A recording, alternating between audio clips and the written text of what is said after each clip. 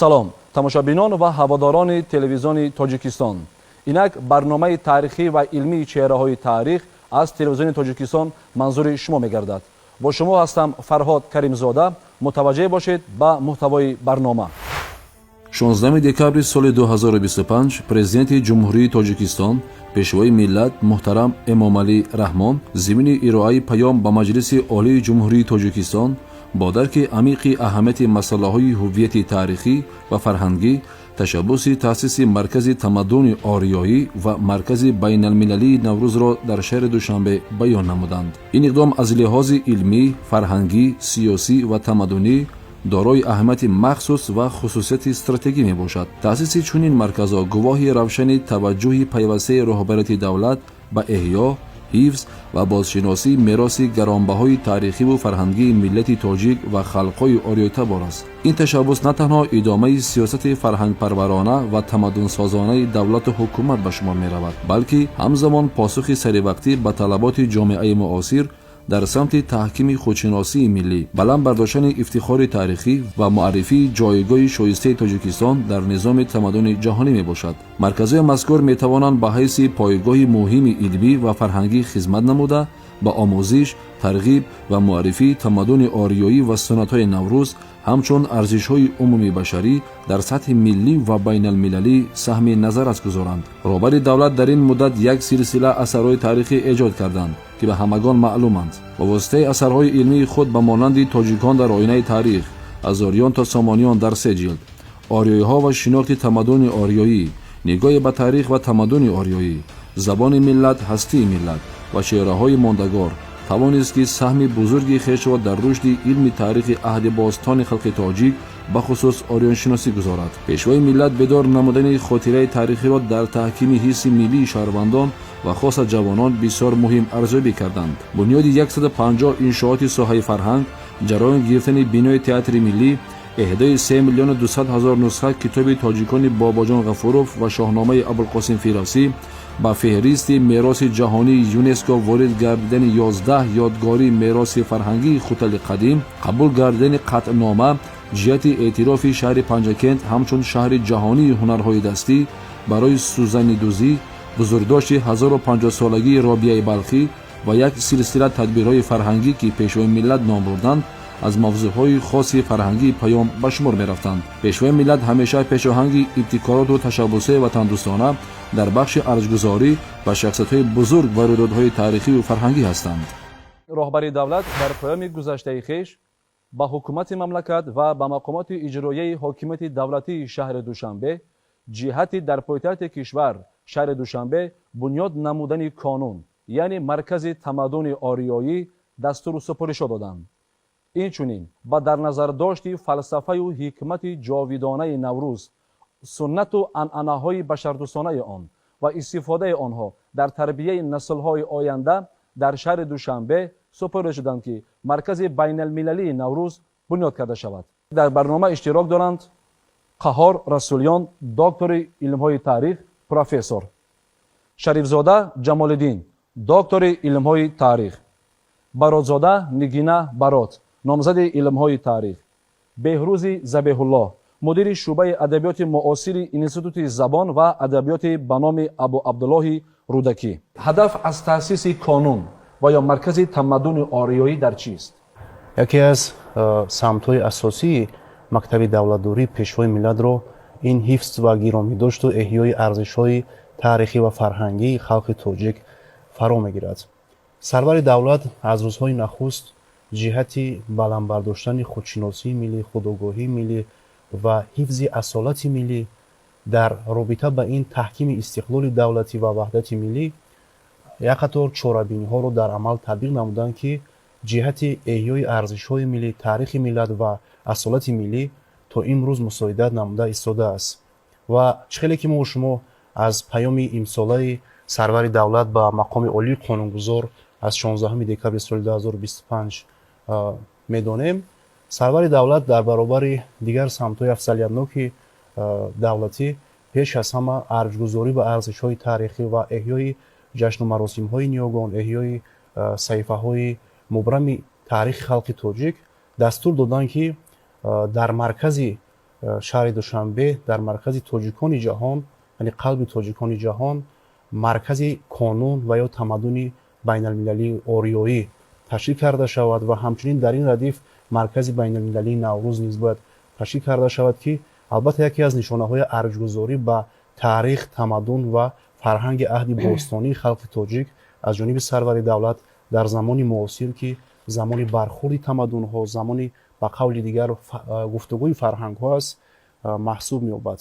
имрӯз мо шумо шоҳиди раванди ҷаҳонишавӣ ҳастем. Раванди ҷаҳонишавӣ ба рӯи ҳар як миллату ҳар як халқият падидаҳои бисёр номатлубро ба бор оварда истодааст ва албатта дар ин раванди бисёр пурталотум ва пур аз зиддиятҳо ҳамон миллат, ҳамон халқи ҳастии худро ҳифз карда метавонад, истиқлоли худро пойбарҷо ҳифз карда метавонад, ки пеш аз ҳама асолати миллияш устувор бошад. яъне худшиносӣ ва худогоҳии миллияш дар робита ба пайванди таърихӣ хеле мустаҳкам бошад. бинобар ҳамин имрӯз дар замони муосир зарурат пеш омадааст, ки ҷиҳати ҳифзи арзишҳои таърихӣ, ҷиҳати нишон додани нақши аҷдоди тоҷикон дар тамаддуни башарӣ, дар ташаккул ва рушди ҳаёти башарӣ гомҳои хеле устувор гузошта шавад ва пеш аз он ки сарвари давлат ин дастуру супоришҳоро диҳанд, ҳанӯз аз соли 1997 ҷиҳати эҳёи тамаддун ва фарҳанги аҷдоди тоҷикон ориёиҳо якчанд иқдомҳои хеле зиёд дар родамал татбиқ намуданд, махсусан якчанд асарҳои бунёдиро ҷиҳати омӯзиш ва таҳқиқи таърихи тамаддуни ориёӣ ба монанди тоҷикон дар оинаи таърих аз ориён то сомониён, нигоҳи ба таърих ва тамаддуни ориёӣ, ориёиҳо ва шинохти тамаддуни ориёӣ, чеҳраҳои мондагор, забони миллат, ҳастии миллат ва дигар асарҳои бунёдиро рӯи нашр овардан, ки албатта заминаи устувори таъсиси ин марказҳоро аз нигоҳи илмӣ ва назариявӣ гузоштааст. ва дар робита ба ин сарвари давлат ҳамеша аз вазъи ҷаҳони муосир, аз паёмадҳои номатлуби ҷаҳони муосир ҳушдор месозанд ва зиёёнро вазифадор сохтаанд, ки ҷиҳати ба таври амиқу дақиқ ва мушаххас омӯхтани таърихи тамаддуни ориёӣ, таърихи тамаддуни тоҷикон, яъне талошҳои илмӣ варзанд. ва албатта имрӯз ҳамон миллате, ки таърихи худро соҳибӣ мекунад, ҳамон миллате, ки тамаддуни гузаштаи худро соҳибӣ мекунад, ҳифз мекунад, дар ояндаи таърих номаш сабт мешавад. вале имрӯз мутаассифона мо шумо мебинем, ки таърихсозиҳо аст аз ҷониби баъзе халқиятҳо, таърихдуздиҳо аст аз ҷониби баъзе халқиятҳо, ки албатта ин ба таърихи миллати мо низ баъзан яъне омилҳои манфӣ ба бор оварда истодааст. бинобар ҳамин имрӯз моро зарур аст, ки мо худ таърихи миллат, тамаддуни миллатро ҳифз кунем, дар раванди ҷаҳонишавӣ тавонем, ки ба наслҳои оянда, ба наслҳои наврас, ки ояндаи давлату миллати Тоҷикистон дар дасти онҳо аст, бевосита як мероси гаронбаҳоро ба монанди аҷдоди худ ба мерос гузорем. ва воқеан таъсиси ин марказ, яъне маркази қонун ва ё тамаддуни ориёӣ, бори дигар насли имрӯз ва насли ояндаи миллатро ба таври зинда чун осорхона, яъне ки шинос мекунад ба таъриху тамаддун, ба тамоми унсурҳои тамаддуни аҷдодӣ ба монанди давлатдорӣ, дину мазҳаб, хуб дигар унсурҳои фарҳанг, махсусан ҷашну маросим ва тамоми унсурҳои тамаддуни аҷдодӣ. ин марказҳо метавонанд, ки насли наврасро, насли ҷавони моро бо таърихи зиёда аз 6000 солаи худ шинос кунанд, муаррифӣ кунанд. ин на танҳо барои миллати тоҷик, балки барои тамоми халқиятҳо зарур аст. ҷомеаи ҷаҳонӣ бори дигар симои миллати тоҷик, симои аҷдоди тоҷиконро тавассути дидан намудан аз ин марказҳо, яъне ки мешиносад ва дарк мекунад, ки то кадом андоза аҷдоди тоҷикон дар тамаддуни башарӣ саҳмгузор ҳастанд. миллате ки гузаштаашро мешиносад, ояндаашро боэътимод месозад. чӣ боис гардааст, ки дар шароити имрӯза роҳбари давлат ба таъриху тамаддуни бостонӣ таваҷҷӯҳ намуда, талоши эҳёи онро мекунанд? мардуми ориёӣ як миллате ҳастем, ки нахустин тамаддунро ба ҷаҳониён арза кардаем. ба хотири он ки насли имрӯзаи мо донад, ки мо кӣ будем, бояд ки таърихи гузаштаро донад. пеш аз оне ки масалан мо ба ҷаҳониён худро шинос кунем, бояд ки мо тамаддуни худро ба ҷавонони худамон шинос кунем. ҷавонони худамон вақто ки мефаҳманд мо кӣ ҳастем, اون دفعه اینها میتوانند که بعدا به جهانیان همین تمدن بزرگ رو معرفی کنند. تأسیس کانون تمدن آریایی با هدف معین و مشخصی به راه مانده شده است که این اهداف در خود نکته های مهم را دارا است. اولا احیا و حفظ میراث تاریخی است، یعنی باید ما آموزش و پژوهش تاریخ مردمان آریایی را به راه مانیم که این پیش از همه شناخت عمیق تمدن قدیمی خاندان‌های چون پشتودیان، کیانیان، هخامنشیان و ساسانیان است. و دوم تقویت هویت ملی است، همانطوری که استاد گرامی قواری رسولیان گفتند، یعنی باید جوانان ما، مردم و به ویژه جوانان ما دانند که ما کی هستیم و از کجا آمدیم و پیش از همه در تقویت هویت ملی به جوانان باید فهموند که تاریخ گذشته ما چی است و نیاگان گذشته ما چی است و در صورت آنی که جوانان ما از این تاریخ و از این نیاگان آگاه می شوند، پس هویت آنها و تندرستی آنها، خویشتن‌شناسی آنها حتما تغییر خواهد پذیرفت. و چیزی دیگر این ترغیب ارزش‌های اخلاقی و فلسفی است که در محور فرهنگ آریایی همون سگانه مشهور گفتار نیک، پندار نیک و کردار نیک قرار دارد و هدف کانون نیز منتشر نمودن پرینسیپ‌های انسان دوستی در جامعه معاصر می باشد. تأسیس تمدن کانون آریایی خیلی بجا است که ملت را، زبان را، فرهنگ را، تاریخ ما را از این طوفان جهانی شوی نجات می‌دهد. امروز چی باعث گرده است که رهبر دولت برای احیای جشن‌های ملی باستانی اینقدر سعی و تلاش میکنند و توجه خاصه هم ظاهر نموده‌اند؟ ایده های بنیاد این دو مرکز مهم، کانون تمدن آریایی و مرکز بین المللی نوروز، به معنی بازگشت به گذشته نیست، بلکه این یک ضرورت دنیای معاصر است برای تحکیم بنیادهای دولتی نوین تاجیکستان و برای آینده هست. طوری که استاد رودکی میگوید بروز تجربه روزگار بهره بگیر که بهر دفع حوادث تو را به کار آید. و اینا تجربه های هستند که نیاکان ما از سر گذراندند. اگر مرکز تمدن آریایی خصوصیت تاریخی، جغرافیایی و سیاسی جنبه را تقویت کند، مرکز بین المللی نوروز جنبه فرهنگی آن را، زبانی آن را تقویت میکنند، رسم آیین های ما را زنده میکنند که اینها هم در تکمیل شخصیت ملی ما بسیار کمک میکنند. استاد صدرالدین عینی یک گپ بسیار خوب دارد که میگوید که تاریخ زمان معنا پیدا میکند که در دستان خلق همچون ابزار مبارزه برای آینده تبدیل شود. یعنی ما اینها را می آموزیم به خاطری که آینده خود را بسازیم. ما نباید در گذشته متوقف شویم که این جنبه منفی خواهد پیدا کرد و با معرفی گذشته خود ما موقع سیاسی خود را در عرصه بین المللی همچون یک دولت واحد مستحکم خواهیم کرد و جهانیان اعتبار ما را بیشتر خواهند شناخت. هر قدری که ملت ها کهن‌تر باشند، تاریخی بیشتر داشته باشند، فرهنگی غنی‌تر داشته باشند، آنها در عرصه بین المللی امتیازهای بیشتری به دست می‌آورند. جایگاهشون بلندتر می شود، اعتبارشون بالاتر می رود.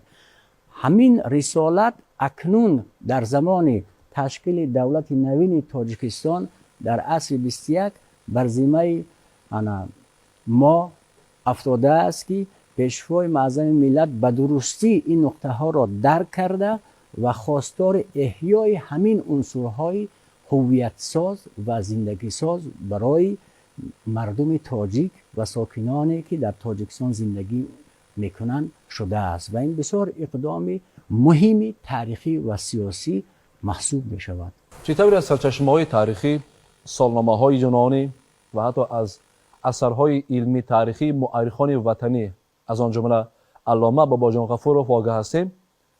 آریایی‌ها در هزار ساله دوی پیش از میلاد به دو گروه جدا شده، یک قسم از آنها با نام آریایی‌های کوچی و قسم دیگر با نام آریایی‌های بومی معلوم مشهور می‌شوند. آریایی‌های کوچی به خود نام تورانیان را می‌گیرند چون شغل اساسی آنها چارواداری بود و به سرزمین هندوستان و به دیگر مناطق کوچ می‌بندند و آریایی‌های بومی باشد به خود نام آریایی‌ها و بعداً نام ایرانی را می‌گیرند که سرزمین آسیمینا را مسکن گرفتند. و امروز میخواهیم بدونیم مسعود عزیز که خود آریایی ها کیستند و قلمرو و وطن تاریخی آنها کجاها را در بر میگیرد. دانشمندان غرب نسبت به ما با آموزش تاریخ آریایی ها خیلی بروقتر شروع کردند و در طول حداقل 200 سال اخیر در اطراف وطن اصلی آریایی ها اینها کی هستند، از کجا آمدند، کجا می روند، اندیشه های خیلی مختلف بیان شده است، خیلی گوناگون. حداقل 10-15 گروه عالمان هستند که یک اندیشه را دستگیری میکنند. یکی از اندیشه های بسیار رایجی که هست میگویند که نخستین وطنی آریایی ها، گذشتگان آریایی ها، این بین دریاهای دنستر و اورال بود. این یک فرضیه بود و همین خیلی فرضیه ها خیلی و خیلی زیاد بودند. و اما وقتی که ما به تاریخ خودمان رو می آوریم و به بزرگترین سرچشمه تاریخی ما و جهانیان و کتاب اویستو رو می آوریم، در اون وقت ما می بینیم، می خونیم و می بینیم که وطن اینها کجا بود و اینها کی بودند. در فرگرد یکم وندیداد اویستا آمده است که اهورامزدا، یعنی خدای بزرگ پیروان دین زردشتی، 16 کشور را آفریده است. همین 16 کشور آفریده اهورامزدا اگر از حدود جغرافی امروزه معین کنیم، همین خراسان بزرگ است. آسیای میانه امروزه، یک قسمت ایران، یک قسمت پاکستان، افغانستان امروزه و یک قسمت هندوستان. یعنی از آن معلوم می شود که در بین همین اندیشه هایی که بودن، حالا عالمان دنیا بعد آن که با اویستا جدیتر آشنایی پیدا کردن، همین اندیشه را دستگیری میکنن که البته همه‌شان نه، اکثر عالمان همین اندیشه را دستگیر میکنن که همین آسیای میانه وطن اصلی آریایی هست، قوم و قبیله های آریایی هست. اونجا میگوید که من آریان ویج را آفریدم، نخستین، بزرگترین، زیباترین و داراترین کشوری که من آفریدم اریان ویج یا ایران ویج یا آریان ویج بود. بعد اون میگوید که من بلخ را آفریدم، سغد را آفریدم، مرو را آفریدم، دیگر هرات را آفریدم. یعنی همین منطقه‌ای که از قدیم الایام مردم ما زندگی میکردن، همین کشورها را آفریده است. و سبب آن که مثلا گیریم اینها از اینجا کوچ بسته رفتن، دانشمندان این را دو سبب اصلی نشان میدادند. یکی از سببهای آن که این سرزمین، در این سرزمین را یخبندی فرا گرفت گویا، و سبب دیگر آن که مردم که زیاد شدن، دیگر گاو و مال زیاد شد، پوای شد، دیگر از قفای مثلا پیدایشی سرزمین های دیگر، کشورهای دیگر افتادند و اینها یک قسمتشان رفتن به اروپا و این قسمت دیومشان که با نام هندو آریایی یا هندو ایرانی یاد می شوند، اینها بعدا به دو قسم تقسیم شدند.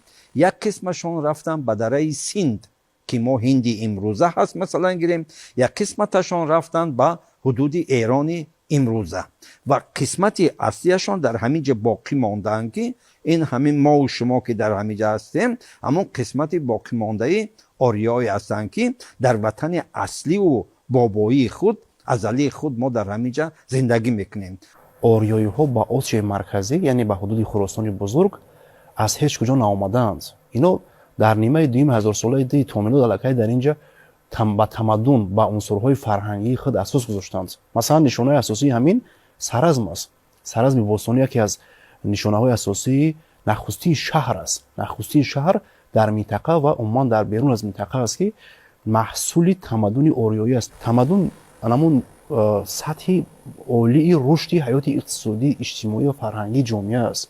نه همه خلقیت‌های صاحب تمدن هستند، نه همه خلقیت‌های متمدن بودن در مرحله‌های مختلف تاریخی. در محور هدف اساسی بنیاد همین مرکزها خود تمدن قرار دارد. بنابر همین اجداد ما خوشبختانه در ردیف مثلا دیگر خلقیت‌های تمدن آفر бо шаҳрсозӣ, бо давлатсозӣ, бо фарҳанг офарии худ ҳамчун миллати соҳибтамаддун, ҳамчун як тамаддуни ориёиро касб карданд, ки имрӯз аз ҷониби ҷомеаи ҷаҳонӣ бо номи тамаддуни ориёӣ шинохта мешавад. Бинобар ҳамин ҳамин тамаддуни ориёӣ ва хостгоҳи он минтақаи имрӯзаи Осиёи марказӣ аст, ки Тоҷикистон яке аз ҷузъҳои ҷудонопазири он аст ва ташкил намудани маркази тамаддуни ориёӣ дар шаҳри Душанбе ин тасодуфӣ нест, ин рамзӣ аст. Албатта шаҳри Душанбе ҳудуди имрӯзаи Тоҷикистон яке аз марказҳои асосии хостгоҳи тамаддуни ориёӣ аст. Бинобар ҳамин ин имкон медиҳад, ки ҷомеаи ҷаҳонӣ имрӯз бори дигар мутмаин шавад, ки ақвоми ориёитабор, ниёгони тоҷикон на аз Сибир, на аз Аврупои Шарқӣ наомаданд, балки хостгоҳи онҳо ҳудуди имрӯзаи Осиёи марказӣ аст. Ва баъдан чихеле кусоли азиз дӯстон, дар нимаи дуюми ҳазораи ди то милод ориёиҳо бо сабаби он ки муҳоҷират хоси ҳама давраҳои таърихи инсоният аст. Муҳоҷират албатта сабаби асосии муҳоҷират ин талабот аст, талаботи рӯзафзуни инсоният аст. Бинобар ҳамин ҳамин талаботҳои инсонӣ, ҳамин талаботҳо сабаб шуданд, ки ориёиҳо низ дар баробари дигар халқиятҳо ро ба муҳоҷират биёранд. Дар нимаи дуюми ҳазораи ди то милод як қисматро овард ба самти ғарбӣ тавассути Эрон то ба Осиёи Хурду Аврупо рафтанд ва қисмати дигар бошад тавассути ҷанубу шарқ ро ба Ҳиндустон оварданд, ки албатта имрӯз бо номи қавмҳои ҳинду-аврупоӣ ва ҳинду-эронӣ ёки ориёӣ шинохта мешаванд. Ва ташкил намудани ҳамин марказ бори дигар ҷомеаи ҷаҳониро мутмаин мекунад, ки воқеан ҳудуди имрӯзаи Осиёи марказӣ нахуст меҳани пайдоиш ёки хостгоҳи ориёиҳо ва тамаддуни онҳо аст ва ба таври шоиста ин марказҳо муаррифӣ мекунанд миллати тоҷика ҳамчун меросбари аслии ҳамин тамаддуни ориёӣ дар минтақаи Осиёи марказӣ. таърихи инсоният таърихи тамаддунҳост. ҳар тамаддун новобаста аз давра ва макон дар ташаккули ҷаҳони имрӯза саҳми худро гузоштааст. дар ин силсила яке аз тамаддунҳои кӯҳан ва таъсиргузор тамаддуни ориёиҳо мебошад. тамаддуне ки решаҳои он дар қалби Осияи марказӣ қарор дошта, дар тӯли ҳазорсолаҳо фарҳанг, забон, дин ва ҷаҳонбинии халқҳои зиёдеро шакл додааст. имрӯз ҳангоми баррасии таърихи тоҷикон ва умуман халқҳои эрони табор наметавон аз мероси ориёӣ чашм пӯшид. зеро ориёиҳо на танҳо гурӯҳи қабилавӣ, балки падидаи бузурги фарҳангӣ ва маънавӣ буданд. калимаи ориёӣ аз забонҳои қадимаи ҳинду-эронӣ бармеояд ва маънои пок, озода, наҷиб ё олиҳиматро дорад. ин мафҳум бори аввал дар сарчашмаҳои кӯҳан аз ҷумла авесто ва ригведа ёдовар шудааст. дар авесто ориёиҳо ҳамчун мардумони дорои ахлоқи баланд, эҳтиром ба ростӣ, меҳнат ва адолат муаррифӣ мешаванд. онҳо худро қисми ҷаҳони муназзам медонистанд, ки бар асоси қонуни табиат ва ростӣ амал мекунад. тибқи тадқиқоти босоншиносӣ ва забоншиносӣ, ориёиҳо дар минтақаҳои зерин сукунат доштанд: Осиёи марказӣ, Бохтар, Суғд, Марғиён, фалоти Эрон, Афғонистони имрӯза, Ҳиндустони шимолӣ. маҳз аз ҳамин минтақаҳо онҳо тадриҷан паҳн шуда, фарҳанги худро ба дигар сарзаминҳо интиқол доданд. бисёре аз тамаддунҳои баъдӣ аз ҷумла тамаддуни эронӣ ва ҳиндӣ аз ҳамин замина сарчашма мегиранд. барои миллати бузурги тоҷик воқеан омӯзиши таърихи тамаддуни ориёӣ ин маънои бозгашт ба аслият, ба решаҳои хешро дорад ва мо низ ин ҷо мехоҳем амиқтар ба умқи ин масъала ворид шавем. лутфан гӯед, ки омӯзиши тамаддуни ориёиҳо барои ҷомеаи имрӯз ба қавле барои наслҳои имрӯза чӣ дода метавонад? тамаддун сатҳи баланди рушди ҳаёти инсоният аст ва албатта мо имрӯз яъне шарафманд ҳастем, ки аҷдоди мо ба тамаддуни башарӣ як тамаддуни хосае эҳдо кардааст бо номи тамаддуни ориёӣ ва имрӯз чӣ хеле ки устод гуфтанд, фахр кардан ба таърих охири кор нест. албатта идома додани он рисолати асосии ҳар як миллат аст, ҳар як насли наврас аст, ҳар як насли ҷавони миллат аст. чунки мо танҳо фахр кунем ба гузашта такя кунем, албатта ин паёмади хуб надорад. бинобар ҳамин мо дар ҳоле бо таърихи тамаддуни худ, бо фарҳанги худ фахр мекунем, ки меросбари асли он бошем, яъне ҳифзгари он бошем ва тавонем, ки боз ҳам онро рушд бахшем, густариш бахшем. бинобар ҳамин ташкили маркази тамаддуни ориёӣ албатта аз ҷониби ҳукумати Тоҷикистон, аз ҷониби сарвари давлат албатта дар замони муосир тасодуфӣ нест ва имрӯз ин марказҳо бори дигар наслҳои наврас, наслҳои ояндаи миллати давлатро ҳушдор месозанд, ки мо дар гузашта тавассути корномаи фарзандони фарзонаи миллат, тавассути нобиғаҳои саҳнаи илму фарҳанг, саҳнаи сиёсат ба тамаддуни башарӣ, ба фарҳанги башарӣ арзишҳои бисёр бунёдӣ ва инсондӯстонаеро яъне эҳдо кардаем, ки имрӯз акнун рисолати мо ҳамин аст, ки ҳамин арзишҳоро, ҳамин рисолатро боз ҳам идома диҳем ва тавонем, ки ҳамчун меросбари шоистаи тамаддуни ориёӣ, ҳамчун меросбари шоистаи як халқе, ки ба нахустин унсурҳои тамаддуни башарӣ бунёд гузоштааст, худро муаррифӣ карда тавонем ва ҳамчунин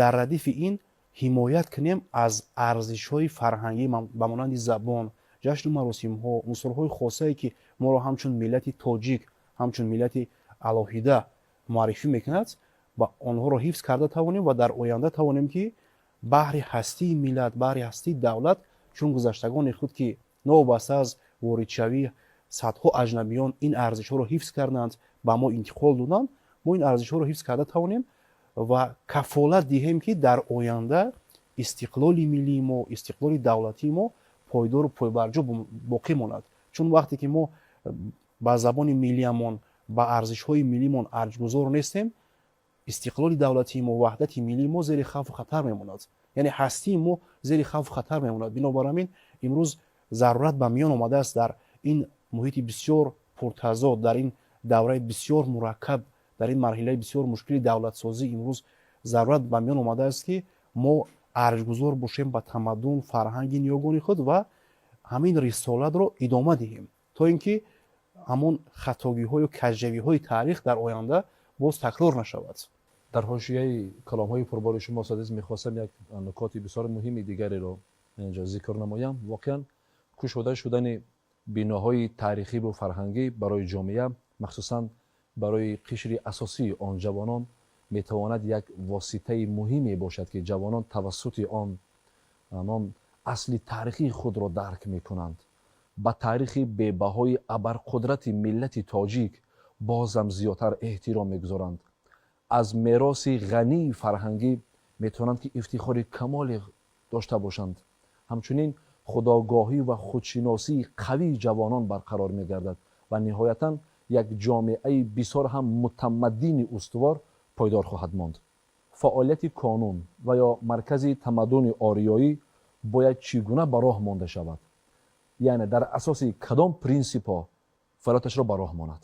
албатта маркази байналмилалии тамаддуни ориёии конун албатта рисолати худро дорад ва он шаҳраке аст, ки аз тамаддуни аҷдодии мо хабар медиҳад. Яъне ба монанди як шаҳр дар ҳудуди зиёда аз 10 гектар албатта ин марказ сохта мешавад ва марказ аз шӯъбаҳо иборат аст, аз марҳилаҳои таърихӣ иборат аст, аз ҳамон равандҳои ташаккулёбии таърихи халқи тоҷикро дар худ инъикос мекунад ва бинед шумо, ки марказ аз шаҳри Саразм оғоз мешавад. Яъне мо бармегардем ба таърихи 6000-солаи худ. вақте мо ба марказ ворид мешавем, аз 6000 сол пеш оғоз мекунем сайру гаштро дар ҳамон шаҳраки тамаддунӣ, ки таърихи тамаддуну фарҳанги моро инъикос мекунад. мо вақте аз 6000 сол пеш ворид мешавем, дар он ҷо аз раванди шаҳрсозӣ, аз раванди ташаккулёбии нахустин унсурҳои фарҳанги тамаддун, насли наврасро, ки ҳамроҳи мо ворид мешавад, муаррифӣ мекунем, ки миллати тоҷик 6000 сол пеш ба нахустин нишонаҳои шаҳрсозӣ, нахустин нишонаҳои тамаддуну фарҳанг асос гузоштааст. чӣ гуна афкори халқи тоҷик, чӣ гуна афкори дунявӣ, динӣ, мазҳабиаш ташаккул ёфтааст. яъне чӣ арзишҳоеро миллати тоҷик ба тамаддуни башарӣ эҳдо кардааст, дар марказ ба таври яъне шоиста муаррифӣ мешавад ва аз Саразм ки оғоз шуд, мо ворид мешавем ба ташкилёбии нахустин давлатҳо. дар он ҷо ба таври хеле шоиста раванди муборизаҳои аҷдоди тоҷикон барои истиқлол, барои озодӣ, барои ташкил намудани давлат, барои ҳифзи сарзаминҳои таърихии худ, яъне дар он ҷо инъикос мешавад. аз давлати пештодиёну кайёниёну ҳамин хел марҳила ба марҳила, яъне хронологияи таърихӣ дар ин ҷо дар марказ албатта риоя мешавад. яке аз принсипҳои асосии ташкил намудани ин марказ низ риояи хронологияи таърихӣ аст, ки дар ин марказ аллакай дар консепсия ворид шудааст ва албатта ин марказ дар асоси консепсия, яъне як дастури махсус, як роҳнамои махсус бунёд карда мешавад, ки аз мазмуну муҳтавои ҳамин консепсия, ҳамин дастур бармеояд ки албатта дар маркази тамаддуни ориёӣ, дар маркази қонун тамоми раванди ташаккулёбии унсурҳои фарҳангӣ, муборизаҳои халқи тоҷик барои озодӣ, ташкил намудани нахустин давлатҳо, рушду ташаккули тамаддуни ориёӣ, фарҳанги ориёӣ, яъне марҳила ба марҳила инъикос карда мешавад.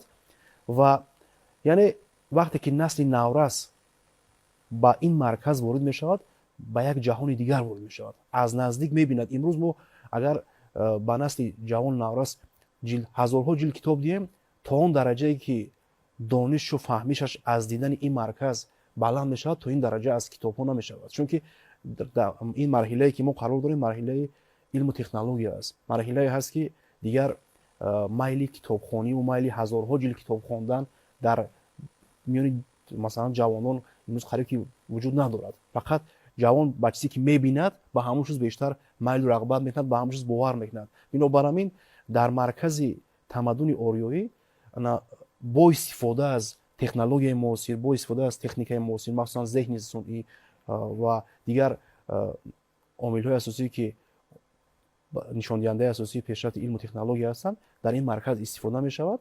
ҳар як нафаре ки ворид шуд дар монитор мебинад, дар шакли пайкараҳо мебинад, дар шакли масалан дигар шаклҳое ки дар осорхонаҳои дунё имрӯз мо мушоҳида мекунем. дар ҳамин шаклҳо мо таърихи тамаддуни фарҳанги худро яъне чикор мекунем, инъикос мекунем. масалан корномаи чеҳраҳои мондагори халқи тоҷик гӯшае аз намоишии ҳамин маркази тамаддуни ориёӣ аст ки масалан аз давраи спитамен сар мешавад то давраи масалан дигар нобиғаҳое ки баҳри истиқлол, баҳри озодии ин миллат мубориза бурданд бар зидди аҷнабиён, дар ин марказ яъне намоиш дода мешавад. дар маҷмӯъ ин як шаҳраке аст ки осорхонаи зиндаро мемонад ва ҳар як бинанда, ҳар як нафаре ки ба ин марказ ворид мешавад, албатта аз таърихи тамаддуни фарҳанги ғановатманди миллати тоҷик дар муддати 2 соат пурра шинос мешавад. яъне пурра мо дигар шаҳр нест ки масалан дар солҳои зиёд ба насли навраси худ масалан таърихи тамаддунро нақл кунем. агар ки хоҳем дар 2 соат ба ҳамин шаҳрак ворид мешавем, таърихи тамаддуни фарҳанги моро бо чашми сар мебинанд ва аллакай ба хулоса меояд насли наврас ва ҷавони кишвар ки дар гузашта мо кӣ будем ва имрӯз чӣ бояд кард ки ба монанди гузаштаҳо ба тамаддуни башарӣ яъне саҳмгузор бошем ва ҳастии худро ҳамчун миллати мутамаддин, ҳамчун миллати тамаддунофар ҳифз карда бошем. воқеан имрӯз мо дар арафаи як рӯйдоди муҳими таърихӣ, илмӣ ва фарҳангӣ қарор дорем. кушода шудани қонун, яъне маркази тамаддуни ориёӣ ва маркази байналмилалии наврӯз дар шаҳри душанбе. воқеан ин рӯйдод танҳо ифтитоҳи як муассиса нест, балки ин эҳёи хотираи таърихӣ, худогоҳӣ ва худшиносии миллӣ мебошад. ва бемуҳобот фарҳангу тамаддуни ориёӣ аз кӯҳантарин тамаддунҳои башарият ба шумор меравад ки дар ташкил ва ривоҷу равнақ додани фарҳангу тамаддунҳои дигари кишварҳои шарқу ғарб воқеан нақши ҳалкунанда бозиданд. арзишҳои олӣ ва асосии ориёиҳо ростӣ, адолат, некандешӣ, некрафторӣ, некгуфторӣ буд, ки то ба имрӯз дар фарҳанги миллати бузурги тоҷик зинда монданд. ва ин арзишҳо дар яке аз осори гаронбаҳотарин, дар як асари таърихие ки бисёр арзиши бузурги таърихӣ дорад, дар авесто ва қисматҳои он ясно, яштҳо, виспарат, вандидод, хурдавесто ва анъанаҳои бостонӣ боқӣ мондаанд. савол ба ҳамин мазмун ироа мегардад: фаъолияти маркази байналмилалии наврӯз бояд чӣ гуна ба роҳ монда шавад ва дар асоси кадом принсипҳо бояд фаъолият намояд? наврӯз як муъҷиза аст, зеро ки аз замони пайдоишаш то кунун мо ӯро ба таври зинда бо тамоми маросиму суннатҳову оинҳову дидгоҳҳош боқӣ мондааст. худи фирдавсӣ мегӯяд ки дар бораи худи шоҳномаву таъриху ки зикр мекунад дар шоҳнома мегӯяд ки яке нома буд аз гаҳи бостон, суханҳои он пурманиш ростон, гузашта бар ӯ солиён 6000 гаредунг пурсиш намоянд шумор. яъне ҳам дар маркази тамаддуни ориёӣ ва ҳам дар маркази байналмилалии наврӯз мо таърихи 6000 солаи худамонро барои ҷаҳониён ба намоиш мегузорем. در مرکز بین المللی نوروز که ساختار دارد، هدف ها دارد، اساسنامه دارد، وظیفه هاش معین شدند، فونکسیا دارد، فعالیت های گوناگونی تبلیغاتی و آموزشی و تحقیقاتی دارد، در نظر گرفته شده است. همان گونه که ذکر گردید، در 7 تالار جداگانه ما باید جنبه ها و جلوه های گوناگون زیبای نوروزی را به نمایش خواهیم گذاشت. مثلا آیین های مردم آریایی به یکدیگر بسیار وابسته هستند. اینا با طبیعت و با کیهان و با حیات بسیار وابستگی زیج دارند. از این رو اهمیت علمی دارند. ما در همین مرکز بین المللی نوروز جنبه های علمی و اسطوره‌ای نوروز را به نمایش خواهیم گذاشت. طوری که بزرگان میدانند، نیاکان ما 4 عنصر یا که آخشیچ میگفتند، آب، خاک، آتش و آب را مقدس میشمردند. مولانا میگه که خاک و آب و باد و آتش بندند، با من و تو مرده با حق زنده‌اند. یعنی اینا همین گونه برخورد با 4 عنصر داشتند که تشکیل کننده حیات هستند و همین 4 عنصر در همین آیین‌های ما به خوبی ذکر یافته است. نوروز در هر یک فصل سال نیاکان ما یک جشنی بسیار با شکوه داشتند. مثلا در آغاز سال در بهار نوروز بود، در تابستان تیرگان است، در تیر ماه مهرگان است و در زمستان سده. و اینا جشن‌های هستند که با طرز حرکت سیاره ها یکجا بودند و در اولین تالار مثلا گاه شماره های نخستین، تقویم های نخستین ما به نمایش گذاشته می شود که آنها خاراکتری علمی دارند و وابستگی و هماهنگی جشن‌های آریایی را با گردش طبیعت و کیهان اثبات میکنند. خود تقویم هم جنبه علمی دارد. ما تقویم‌های بسیار گوناگون داشتیم که در یک مثلا تالارها نوع‌های گوناگون گاه شماره‌های قدیمی به نمایش گذاشته می شود به واسطه مثلا امکانات معاصر اودیو ویزوالی هست و امکانات با توسط امثله ها به شکل های گوناگون ما همین ادراک گذشتگان خود را باید به دیگران به نمایش بگذاریم. اینجا تالارهای دیگری هستند، مثلا این تالار گنبد سپهر نام دارد. در تالارهای دیگر تالار آریانا هست، تالار آزادگان هست، تالار رامشگران هست، گند شاپور هست، تالار سخنگستران است و ورجمکت. نوروز توسط ادبیات، توسط موسیقی، همه جنبه ها در همین 7 تالار تقسیم بندی شدند و معرفی خواهند شد. آخرانش که ورجمکت هست، خانه های آریایی را در نظر دارد. بر اساس همون روایتی که ساخته شده است که وقتی که دوره یخبندان شروع می شود، جمشید برای حفظ نسل دیژ می سازد، وری جمع گفته می شد و همین خانه ها و نسل انسانیت را نباتات، حیوانات را در همون دیژ گردآوری میکند و از خطر نابودی، خطر یخبندانی که در چند میلیون سال پیش رخ داده است نجات میدهد. و همین نمونه همین خانه ها هنوز هم در آسیای میانه موجود است و خود همین معرفی همین خانه آریایی که در برگیرنده همه عنصرهای گوناگون و حیات را در نظر دارد، در همین خانه که نمونهش هم هنوز وجود دارد به نمایش گذاشته می شود که ثابت کند که همین آیین‌ها از همین سرزمین برخاستند و ما وارثان همین گونه تمدنی برجسته بودیم. یعنی ما در 2 مرکز میراث فرهنگی و تمدنی خودمان را باید ثابت کنیم و به دیگران به نمایش بگذاریم.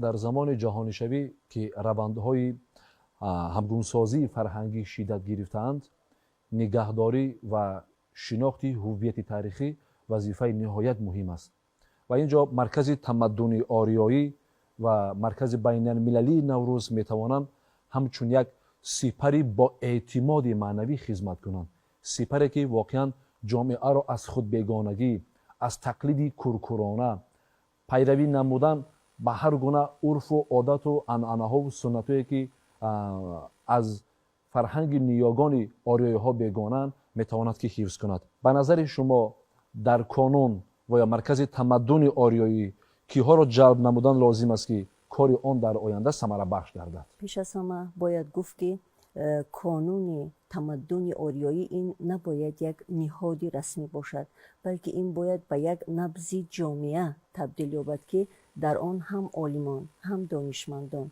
و هم جوانان باید جلب کرده شوند، چون که کانون تمدن آریایی را به جوانان تصور کردن غیر امکان است و در این دایره پیش از همه به جوانان و دانشمندان و عالمان باید پیش از همه تاریخ شناسان و باستان شناسان جلب کرده شوند که آنها با دستاوردهای واقعی و بازیافت‌های نو زمینه‌های علمی را، زمینه‌های پژوهش‌های علمی را با وجود دارند.